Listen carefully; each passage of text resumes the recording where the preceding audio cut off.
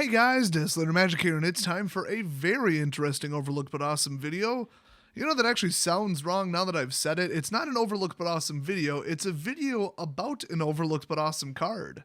Then again, we'll see how many views this gets. Now this video, depending upon when you're watching it, has a little bit of a different twist to it. In Standard right now, there's a card called Verdur's Gearhulk. Now, it is insane. People were losing their minds when this came out. And the funny thing is, it was, I believe, the most expensive card in Kaladesh, and then it just went down. I mean, I haven't seen something like this since that, I want to say Oath of the Gatewatch Goblin.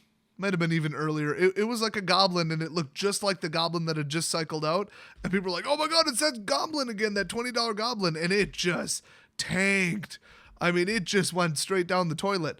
This one followed it. I would say to that extent or worse. People were so wrong about this, except that nobody was wrong about this. See, what people were saying is, this is a great card, this is insane, I cannot believe they printed this, it's overpowered as all hell. They were absolutely correct. What they were incorrect about was the price, because it turned out the deck to support it just didn't exist. Or, you know, nobody bothered to play it, nobody bothered to bring it to a professional level tour, pro tour. So basically, it never took off in a popular deck. I'm sure plenty of people were playing this card in a deck because, I mean, come on. But, maybe Green Landfall Ramp, which had just lost all of its cards to Origins, all the good land fetch, unfortunately. Just nobody was playing it. I don't know, for whatever reason. I mean, this card just never took off until recently when there was counter manipulation. And suddenly we're back at about 20 bucks, or at least it was briefly. So I think this thing was like $5 or something like that, maybe even $4 at one point. But here's the problem, okay? So it enters the battlefield, distribute 4 1/1 counters among any number of target creatures you control, so including itself. So we'll just say it's an 8/8 Trampler for 5 mana. So an 8/8 for 5, I mean, it's not necessarily unheard of. It could be quite literally unheard of, but I feel like they've printed something like that, maybe a Hydra. I mean, even Colonian Hydra is kind of on par with this, depending upon how you measure it, and certain other Hydras. So the trample part, though, people had a problem with the trample part. Now, it was a creature and an artifact, so it is so easy to blow up, but I don't know. Maybe that's why people didn't play it. So this is a really interesting card because it started high, like 20, 25 bucks, went down to like 4, and then came right back up to basically 20 bucks at one point from what I saw. The card didn't get any better or worse. It's just, oh, look, now it fits in a cool deck and everybody wants it again. Plus, it's a mythic. So this card always was hyper powerful. And if you think about it, 8 power and 8 toughness, that's pretty hard to kill, plus a lot of damage, plus trample, so it's guaranteed damage. I mean, it doesn't have menace, but it might as well. I mean, 8 trample, that pretty much is menace. I mean, you could chump it with a Death Toucher, but there's very few cheap Death Touchers. There's basically, I think, 2 that are legal right now, at least in black. So it's just a good card. But what if I told you that there is a card in Standard right now that is just plain better? It is just overall better, the end. There is one little catch to it, but other than that, it's better. It's green, it's a creature, it was printed quite a while ago, and it's not a mythic. But somebody just played it against me, and holy hell is this card unbeatable. So this is a special standard format edition of Overlooked But Awesome.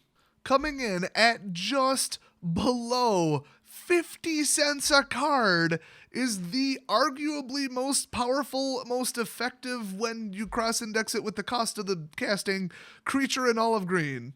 Wow, that really built it up. Put it on a real big pedestal there. We have got Woodland Wanderer. That's right, we're going to battle for Zendikar for this one.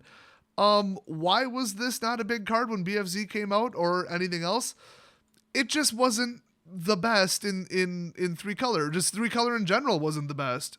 A lot of people were playing mono, and maybe they were just mixing a little bit, but, Allies was typically 2-color. Landfall was typically 1 to 2 colors, so people just took every single Converge spell and just ignored it. And now Painful Truth is coming back. Woodland Wanderer is back. So pretty much I'd say 90% of the time in a game, if you built the right type of deck around this, you can actually generate 4 colors. But let's just say you're running 3 colors, so you're going to put this in a 3-color deck because that's a lot more reasonable. So he's guaranteed to come out as a 5/5 Vigilance Trampler for 4, with maybe the possibility with some universal fixers like the energy-based lands, or with a filter artifact as well. He could come out as a 6/6 Vigilance Trampler for 4. Now, Verdurous Gearhulk did not have Vigilance, could not block. He was an 8/8, but that's only 2 points more. And he costs 5, and 5 is a lot more than 4. Even to green, that's still not insignificant. Also, Verdurous Gearhulk was double green, so you can't leave that out of the equation. So, I mean, would I trade 2 attack and 2 toughness to make it come out theoretically 3 turns sooner because 1/3 of your deck is land? It's a little different in green with ramp, but you get it. Would I trade that to give it vigilance and keep trample? Yes, absolutely. A 6/6 blocker while I'm leveling them? Absolutely. Plus, there's ambush, there's boost, there's the 1-cost blossoming defense, +2/+2 and hexproof for 1 mana as an instant. Then you got the heroic card with a Johnny throwing nets at people. That's another good boost to save him.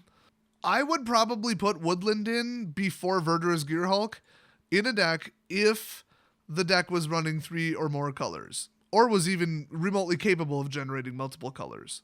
You actually can do with all the fixing right now, like Prophetic Prism and just really various lands. I mean, there's all kinds of like ally filter lands and just like weird crap. You can throw in enough stuff to do mono green converge and actually legitimately come up with the other lands. In fact, there's basically Mana Confluence 2.0 with the new tower that was printed in Aether Revolt. Pay 1 life to make this guy even bigger? Hell yeah. So this is the definition of overlooked but awesome. This card is super overlooked, super awesome, although the sales volume on eBay seems to be just skyrocketing when people are now realizing that this is a good card. Unfortunately, BFZ was opened to death. People keep saying Wizards, quote, overprinted it. No, people overbought it and overopened it. It was people's fault. It's not like Wizards overprinted it and now it's sitting in a warehouse somewhere. No, people just opened way the hell too much. So will this ever go through the roof? No. I mean, will this even become a $5 card? Oh no, never. I personally own about 100 copies of this card.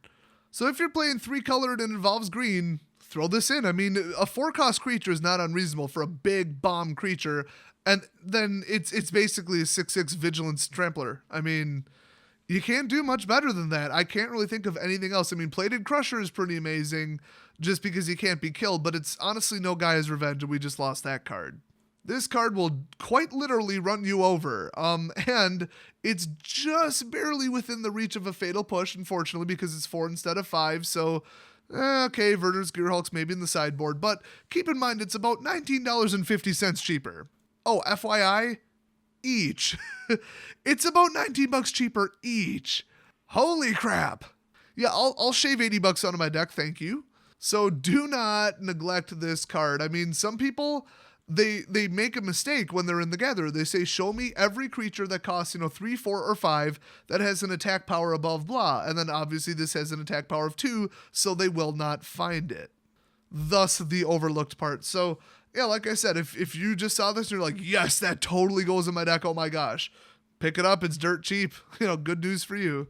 So hopefully this helps out a ton of you, and I'll see you guys next video.